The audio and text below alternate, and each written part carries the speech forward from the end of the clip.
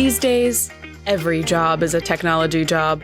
Whether you're a programmer, a marketer, or even just someone who sits down in front of a computer every day, you have a stake in the tapestry of the technology industry.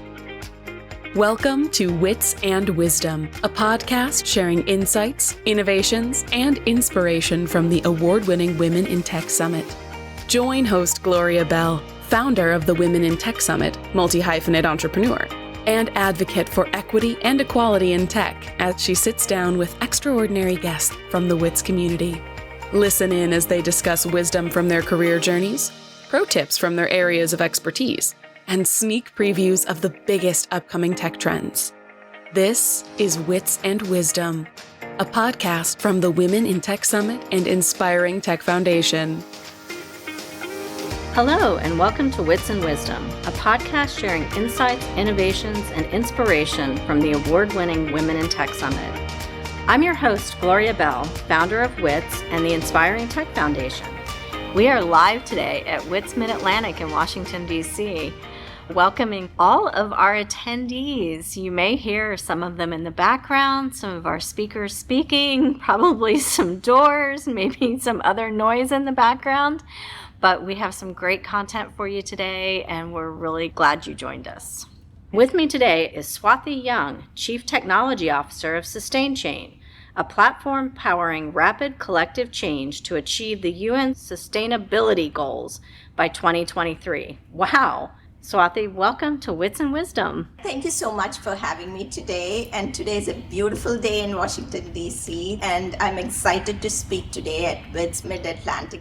You're a Chief Technology Officer. What does your position entail day to day? A number of things, I would say. I want to say, my strength lies in straddling between executive team and the engineering team, as well as more recently data science teams, since I lead AI teams as well. So day-to-day job, I would say, is 60% strategy, especially at SustainChain, and 30% of managing the engineering team. And sometimes, depending on the day, it can vary. And what does strategy mean, right? So essentially understanding the CEO's big picture and what is the immediate goals we want to achieve in order to achieve that bigger picture. So for example, at SustainChain, we have a number of initiatives that we want to launch and showcase at UN General Assembly, which happens in the fall. So we actually reverse engineer and what should we do technology-wise in order for that vision to happen. I take that strategy and we break it down into what are the actual tactics that have to happen. And we have a number of partnerships with LinkedIn and other huge technology companies. So the partnership is integrating these huge systems with SustainChain, which is a digital platform. So the strategy also involves, hey, this is how the solution would look like, and just get feedback from the CEO, which is not necessarily technical in nature, but does it align with her vision, and then translate it back to the engineering team and say, hey, this is what is the nitty-gritty, and obviously they will provide the solution, let me know about roadblocks, and then sometimes it's also thinking about options. So I lead such discussions along with my engineering team and data science teams and present options to the CEO, why we are going this route. And sometimes we might need to invest some money. So I would suggest why we do need to make those investments.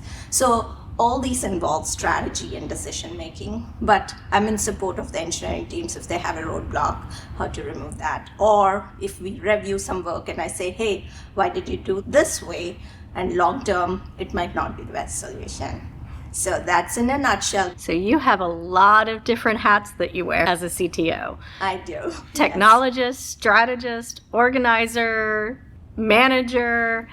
It sounds like you really enjoy what you do, though. I absolutely do. I'm very grateful for every opportunity I get in the world of technology.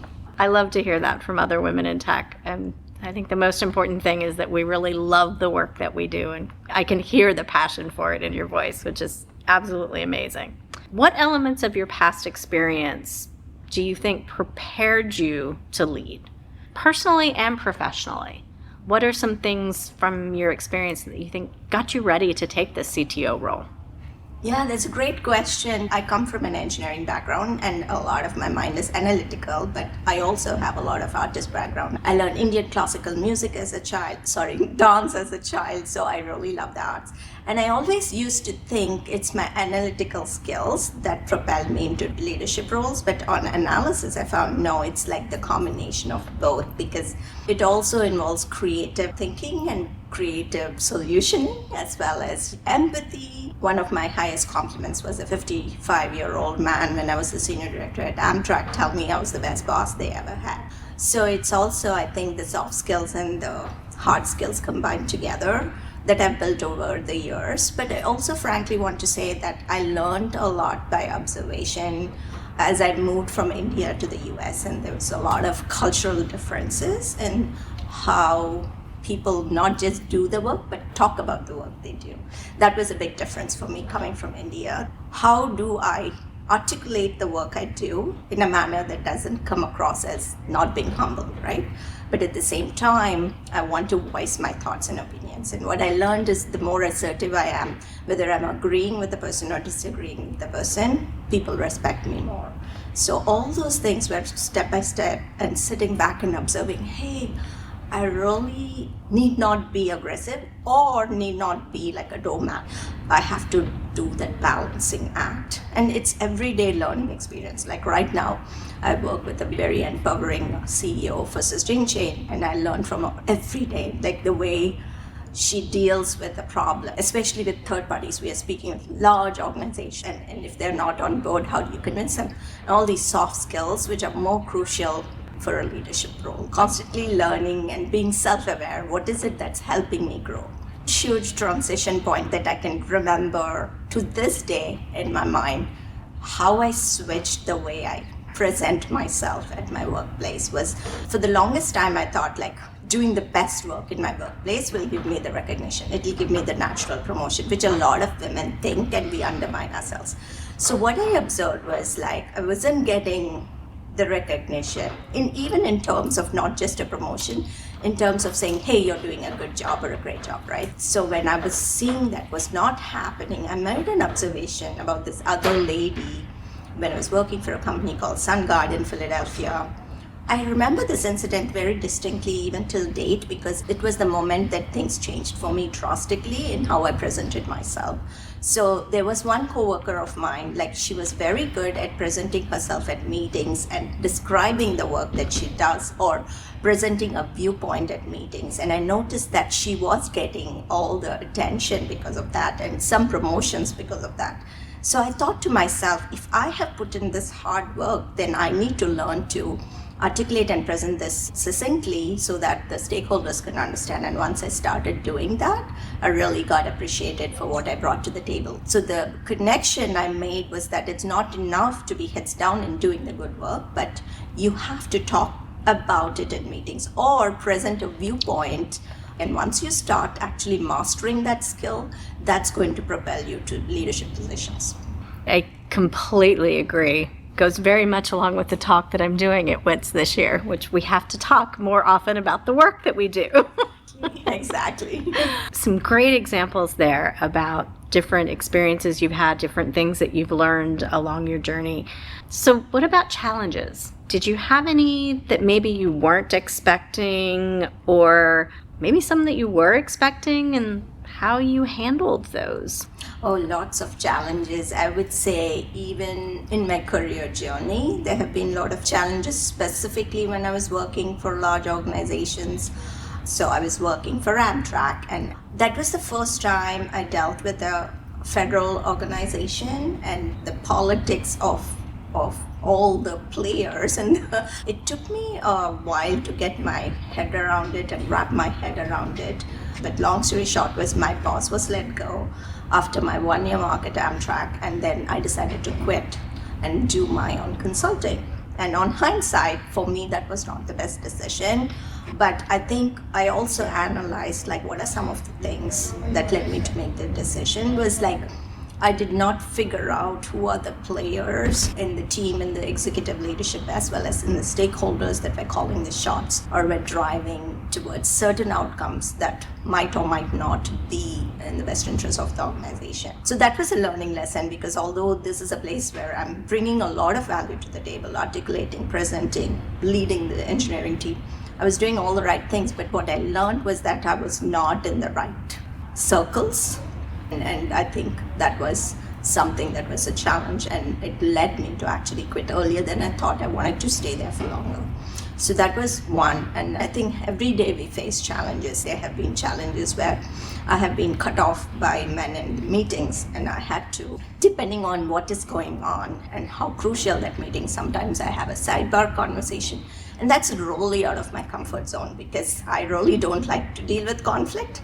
So I had to learn that what is the language. And believe me, I dropped like $8,000 to $12,000 taking courses on negotiation, taking courses on how to deal with conflict, and they have really helped me.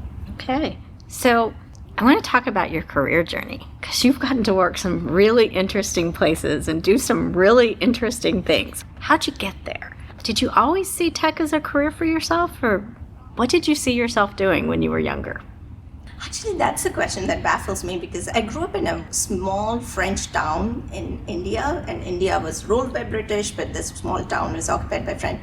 So I don't remember actually having a vision of what I want to be. I was taking one day at a time, loved spending time on the beach and taking my bike and all those things. But in India, this was the late 80s, so it was a time when politically there was liberalization. India opened the doors for Western companies to invest, but also importance was being given for women and education. And my mom had that foresight to tell me and my sister, we were only two girls, to say education is your only path to success. So it was very much emphasized. So my sister is a doctor right now, and she was told to be a doctor when she was 3 years old. And I said, I'm so frightened of blood, I'm not going to become a doctor. So my dad was a chemical engineer, and they said, oh, next best thing, you have to be an engineer, which I was very unhappy about, because I wanted to do advertising and media, which in those days we didn't have many options in India. So once I got into tech, so I went to engineering school, and I got selected on campus. So I went to tech because of luck or whatever pathway was chosen for me. But after that, I think my journey was driven by my curiosity. So once I got into tech and I started writing coding, what I realized is I actually don't like to code, but I want to see where the code is being used. So I was working for Oracle. I was writing code about Oracle purchase orders, and I was like, I have no idea what a purchase order is. So I got into consulting, and that took me to places like Belgium and Norway and France. And there I sat with the procurement officer, actually saw what a purchase order, and then the light bulb moment for me went on.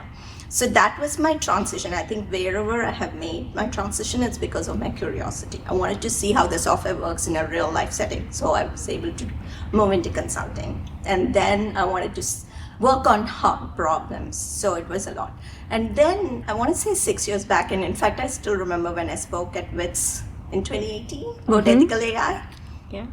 It's been a few years, but I think early on in 2016, I realized, hey, this new thing called machine learning and AI, I really want to learn about it, because something new, I'm always curious. So I did my own back of the envelope learning, I did Coursera learnings, and then next thing I wanted to do an actual live project. So got into somehow opportunities to actually lead and implement AI solutions and so on and so forth. So I think mainly my curiosity, taking initiative to learn myself, and networking. I won't discount networking. All my opportunities I've got because I've networked very consciously and built relationships over a long period of time.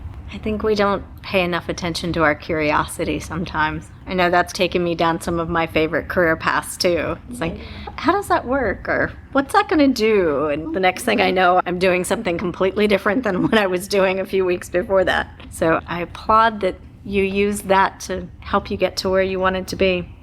So sustainability, it's a big word, and it's also a big buzzword, but the fact that you're working with an organization that actually is doing something about it on a pretty big scale, working with the UN, that's got to be very exciting. It is. It's very admirable.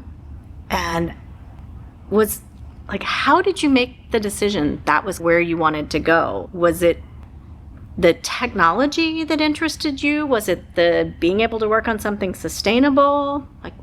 How did you get there? I think it's the best of both worlds, and I'm super grateful that I got this opportunity, because I never in my wildest dreams would have dreamt I would get, because being passionate about sustainability, which I always was, 10 years back I said I will not print a thing and I will read everything on my computer, and I'm comfortable with that. And when my son was born, since he was 4 years old, now he's 6.5, about to turn 7 on April 6th, but I told him, you're going to make a sustainability startup, and we used to talk a lot about recycling and this and that. So I was always passionate about sustainability in my personal life. But last year, I think one of my friends in my network, she was like, I know you're passionate about sustainability, and there's this new nonprofit called Sustain Chain that is looking for a CTO. Would you be interested? And I was like, what does it entail? She said machine learning and digital platform, and I had to jump in. I was like, there's no looking back. So I want to say it's a little bit of luck that it so happened I'm able to work on a passion project that can combine two of my passions. But I also want to say it's also, if you look back, is those relationships that I've built. I have a lady who is a leader in the technology space, and she knows my interests. So she was able to connect me to the right people at the right time. So I think, again, we don't pay attention, but again, networking is not transactional. I meet somebody today at the WITS conference and tomorrow I get something. It's over years, you're building relationships and rapport, and it's not transactional at all. So that they know when the right time comes, and they know well enough about you to recommend it. So that's how it happened, and I'm very grateful for that. That's wonderful. Yeah, it's always playing the long game, right? Yeah. So how can our listeners get in touch with you? Oh, lots of places. I meet them wherever they are. I'm on TikTok. It's called Pink in Tech. I'm on YouTube, AIML Show, and LinkedIn and Twitter. All my handles are Swathi Young. Please connect with me, and I'm happy to support you in any way. Okay. Thank you so much, Swathi. I'm so glad you had a chance to join us. Thank you so much for speaking Of course. at WITS Midatlantic. Thank you, Gloria, for having me back on the show. Want to thank all of our listeners for joining us, and be sure that you visit womenintechsummit.com and take a look at the rest of our summits. And thank you all for joining us on Wits and Wisdom. Ready to learn more about the Women in Tech Summit? Visit our website at womenintechsummit.net. That's womenintechsummit.net. to view our most up-to-date event schedules, calls for speakers, and sponsorship opportunities. If you enjoyed this episode, bookmark the show, give us a follow, or leave a review on Apple Podcasts. It helps us educate, inspire, and connect with even more movers and shakers within and beyond the technology industry. Thanks for listening, and see you here again soon on Wits and Wisdom, a podcast from the Women in Tech Summit and the Inspiring Tech Foundation.